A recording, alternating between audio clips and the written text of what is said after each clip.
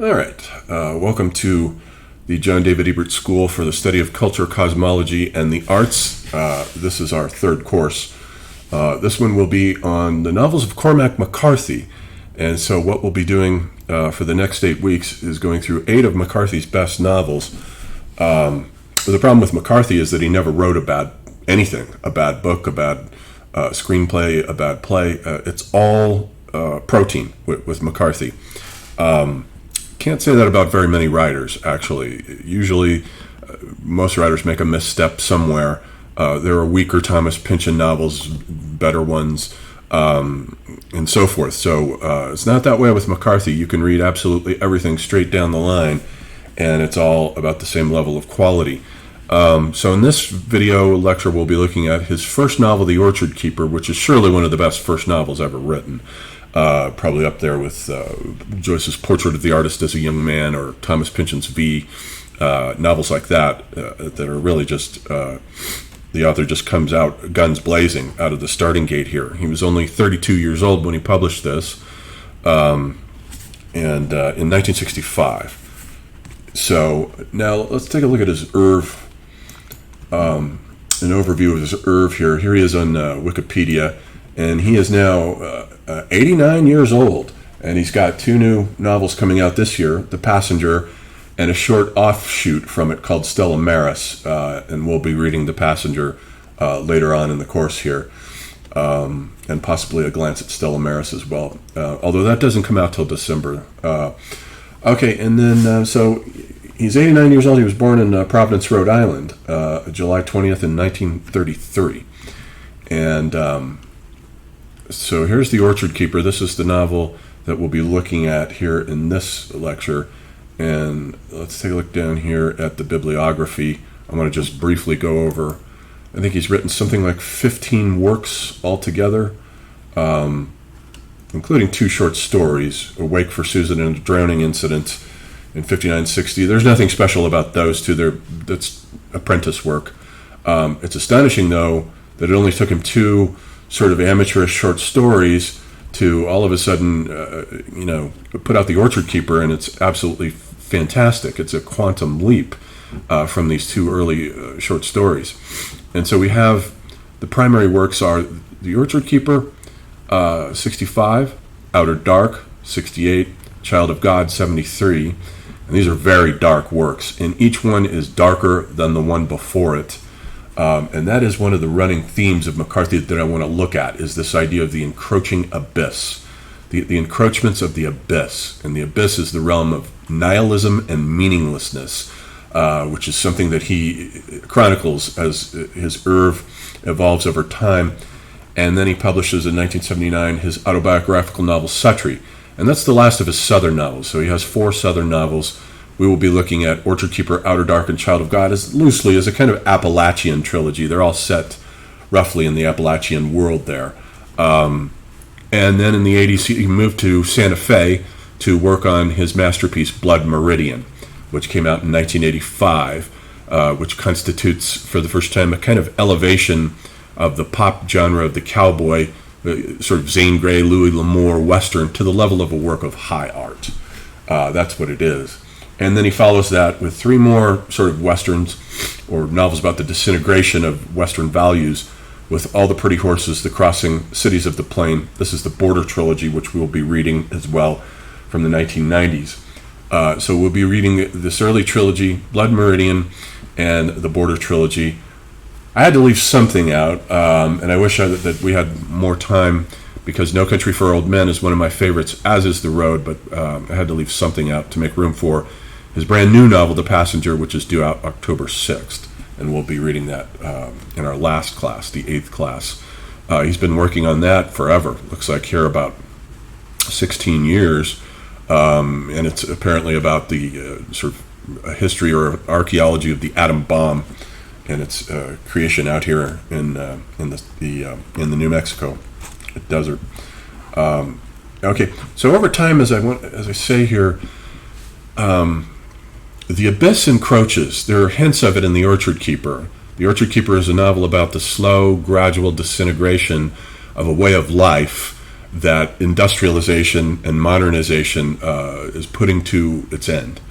So he comes in on the sunset effect of this primordial way of life of hunters and farmers and their values, which McCarthy sees are completely eliminated by the rise of industrial civilization, which is fundamentally nihilistic. Heidegger had this right when he was talking about enframing the earth being enframed by technology and new distance annihilating technologies in which the near is made far and the far is made near, and objects and people are de-worlded into an abstract geometrical phase space, a mathematical phase space that de-worlds them and removes them from their world horizons, from their embeddedness in a particular time and in a particular place. And as a result, nihilism is the result of that. Science definitely brings nihilism along with it through its de-worlding process. That is one of the themes of The Orchard Keeper. So Outer Dark, Charles. So with Outer Dark, we can see that the abyss grows quite a bit larger. There's a mysterious aspect to the novel where almost no one has any names except for the two protagonists, Culla and Rinthy Holm. And almost no one has any names. There are no place names. We don't know where we're at. It exists in a kind of mysterious nowhere. It is sort of McCarthy's version of hell. Hell is a place with no names. And Child of God gets even more degenerate, tracing this serial killer, his life, Lester Ballard, who is a total degenerate, and devolves as the narrative progresses, eventually to the level of a caveman, and he lives in a cave. So that's the increase in the abyss there. And in Blood Meridian, it's definitely, we're in Peter Bruegel's Triumph of Death, his great painting, where it's death everywhere and chaos and madness. It is truly an apocalyptic vision. Reminds me of like a Western version of Apocalypse Now, a vision of hell and nihilism and chaos. And then as you get down to, we go through the border, and we'll look at the significance of his shift from the initial trilogy now. The Appalachian trilogy is set in the South, around in Tennessee, and it represents him coming on board as a kind of at the tail end of the Southern Gothic, the Southern grotesque that was pioneered by William Faulkner, Flannery O'Connor, Tennessee Williams, all those individuals. And he comes in on a bit late in the game. These are great novels, but I think he sensed that the Southern grotesque had been mined. It was a mine that had been mined. Been there, done that. So he shifted to the Southwest with Blood Meridian, and I think that was the correct decision for him, because now he has given to the American Southwest its first truly great novelist. The South already has plenty of greats. But with Blood Meridian, these are all set in the American Southwest, except for The Road, which is set in an ambiguous no place, nowhere, and represents the absolute triumph of the abyss. As the man and his boy are walking on this nameless road, it's just called The Road, to either side of them, there is just this black semiotic vacancy where there used to be a civilization, but there's nothing there now. And so this is, in a way, I see The Road as McCarthy's semiotic equivalent to Mark Rothko's Demental Chapel. If you look at the art of Rothko, as he begins with his luminous squares of the 1950s, that are these beautiful luminous squares of light, but over time, the element of black and darkness gradually creeps into his canvases until by the time he paints the Demental Chapel, here we are, where the abyss has triumphed in Rothko, and he's been fighting it all along, but it has triumphed here, and we're left with this vision of meaninglessness, a pure triumph of semiotic vacancy. It's almost as though Rothko is shrugging his shoulders here and saying, this is as far as it gets. He doesn't live too much longer after this. But in a way, this sort of reminds me of McCarthy's novel, The Road, the triumph of semiotic vacancy and voidness. And the problems that leads to are then examined in the play called The Sunset Limited, which he put out the same year as The Road, in which a college professor, and this was made into a movie with Tommy Lee Jones and Samuel L. Jackson, in which a professor believes that nothing means anything, that he's fallen for the left's nihilism and its idea, its atheism, its materialism, and its idea that nothing means anything. And so, of course, he's about to commit suicide, which is where such thinking leads. It's fruitless. Such thinking does an individual no good whatsoever. And he's going to commit suicide, and Samuel Jackson saves him and brings him back to his apartment.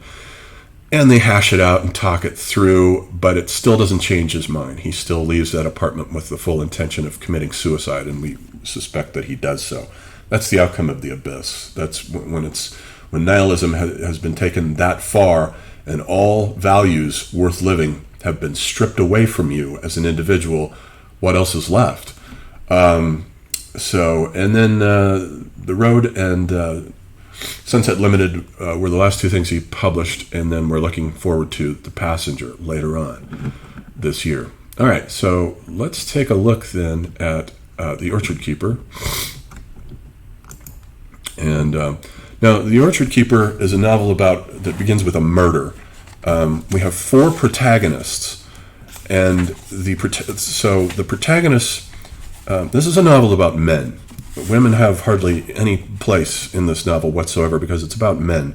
And the four protagonists represent the four phases of the male life cycle. We have John Wesley Ratner, who represents the child. And we have we have Marion Silder, who represents the adult. He's the bootlegger. And then Arthur Ownby, the old man, who is the orchard keeper of the title. So we have the child, the adult, the old man. And then John Wesley's father, Kenneth Ratner, is the dead man. He's murdered right at the beginning of the novel by Marion Silder. So Ratner is hitchhiking. He's looking for a ride. He's very frustrated. He can't find one. He plants himself inside Marion Silder's car when Silder comes out of a bar, and he intimidates him into giving him a lift. And as he does so, and they're out on the road, Silder has a flat tire. And Silder has a habit in this novel of getting into car accidents. 2 flat tires, and in the third one, the car just stalls out on him. And each time it leads to a bizarre twist of fate that tangles him up with the Ratners. And so what happens is that he has a flat tire, they get out, and he changes the tire, and then as he's finishing up the job, Ratner attacks him with the jack and tries to kill him. And in self-defense, Silder strangles him to death, and then tosses the body aside, and then leaves. And so now this is Kenneth Ratner, who turns out to be John Wesley Ratner's father, who has ditched the wife and the child. And so the child is growing up with the mother, and the child is teaching himself how to hunt. So he's learning how to hunt and trap animals, small animals. So he's basically a hunter, and he represents the values of the hunt that go all the way back into the Paleolithic. And indeed, at one point in the novel, him and some friends investigate a cave, and they compare themselves to Paleolithic men living in caves. So McCarthy wants you to think, when you're thinking about this kid's peregrinations, of these kinds of old values of self-reliance and self-sufficiency represented by the ways of the hunt that are on the verge of disappearing here. They're moving into their twilight. Now, the orchard keeper of the title is a very old man in his mid-80s named Arthur Ownby. And the last name Ownby is meant to resonate with on my own. This is an individual who's by himself all the time. He also is completely self-sufficient, but he is the owner of a dead orchard. So he's living in a house in the middle of the woods, where he used to keep an orchard. I think it was a peach tree orchard or an apple tree orchard, one or the other, and it has died. And so now the orchard keeper is, of course, Adam. McCarthy wants you to think of Adam as the original orchard keeper, but even way back behind Adam, the original orchard keeper goes back into ancient Sumer, where we have all these images of sacred trees with individuals dispensing fruit from these sacred trees. So the orchard keeper is something that the Hebrews took from Sumerian mythology, the one who guards the orchard with the fruit of immortality there. Now, one thing I wanted to mention, too, is that the novel begins with the murder of Kenneth Ratner, and Arthur Ownby then, he doesn't witness the murder, but he finds the body, and he simply throws it into a spray pit and covers it with some cypress branches, and that's it. And then the irony of the novel is that nobody ever finds out that this is Kenneth Ratner, that this is and Marion Silder, who takes John Wesley Ratner under his wing and teaches him how to hunt properly, and becomes a kind of pseudo-father for him, or a father figure for him. But neither one of them knows that he has killed the boy's father, and the boy doesn't find out, ever. Although he does find out in a sort of epilogue to the novel, last couple of chapters, years later, he does find out that it was his father buried on that property, but he never finds out that it was Marion Silder, the man who took him under his wing. And so, in a way, the entire oeuvre of McCarthy emerges out of a death. And this kind of reminds me of the old idea in Christianity that the skull of Adam is the primordial death from out of which the cross of Christ grew up, as though it were the seed for a tree. And that was the idea, that this was the second tree, the tree that echoes the tree of the knowledge of immortality in the garden. That's the second tree that the Adam and Eve were forbidden to eat from, and they were exiled from the garden lest they eat of it. Christ himself becomes later then the second Adam, but also the fruit hanging from the tree of immortality, which we now consume through the communion meal. But it grew up out of a primordial murder, the skull of Adam. And so in a way, McCarthy's entire oeuvre grows up out of the murder of Kenneth Ratner. Okay, so let's think about the orchard keeper then. So now Ownby finds the body, buries it in a spray pit, and just leaves it. He never informs anyone. And Marion Silder then is on another, as the novel progresses, and the novel is divided into 4 distinct sections that, kind of like Finnegan's Wake, are demarcated by a large Roman numeral, just standing by itself without any title. And the novel begins in 1933, and it goes down until 1948. So it covers that whole period. And the second part of the novel, which is the accident of Marion Silder, which he has another blowout. As he's on a bootlegging mission, he's running a bootleg, then he has another blowout. This is years later. This is in 1940, after part 1, which is 1933. So in 1940, then the tire blows out and his car falls into a creek. And he's sort of pinned there, trapped in the car. And John Wesley Ratner, the boy, who at this age might be about 10 years old, 10 or 12 years old, he's probably about 12. And he is out hunting. He's got traps that he's bought at the local general store, and he's been out planting them. And then he witnesses the accident, and he runs over and he pulls Marion Silder out of the car, drags him out of the creek, and they go back to his place. And Silder is very grateful to him. And so he gives him one of his puppies. He's got a litter of puppies that are newborn, and he gives to the boy a puppy, although the puppy has to stay at his house for a while before the boy can have it, and he can just come and visit it. But nonetheless. And so he then sort of takes the boy under his wing and teaches him how you hunt properly. And then so that's mostly what part 2 is made up of. And then as we get, into part 3, which is a very short section that takes place with John Wesley Ratner and his friends. They're out hunting, and they come across a cave. So they go into this cave, and they compare it with the Paleolithic. And they're like, wow, this must have been how cavemen used to live. This is amazing. And so we're back in the Paleolithic here. These are the values the values of the hunt, the hunter, and the way of the animal world that McCarthy wants you to think of. These are values that are at their twilight. They are on the way out, and they are going to vanish. And then so the boys then wander to Ownby's area, to his house. He knows one of them as the grandson of a friend of his, And so it's a couple of boys at this point, and so they show up, and he sits them down, and he tells them tales of the old days, especially days of dealing with hunting what he calls panthers, by which I take it he means mountain lions, and a couple of escapades that he had hunting mountain lions, and the boys sit wrapped, and he, as the proper orchard keeper, who is the one who is the dispenser of the boon of immortality, as you see here, an orchard keeper who is giving out the fruit from what will later become the Hebrew tree of immortality to a neophyte.